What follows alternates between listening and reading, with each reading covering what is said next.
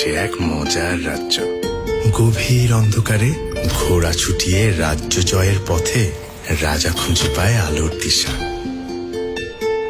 দূর পথ পেরিয়ে তীরে ভিড়তে না ভিড়তেই নাবিক খুঁজে পায় নোঙরের ঠিকানা।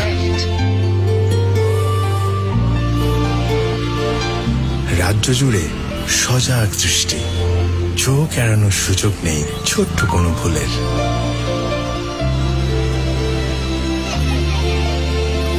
পুরো চিঠিতে ভেসে আসা দুঃসংবাদ কাউকে আর ভাবায় না সেখানে।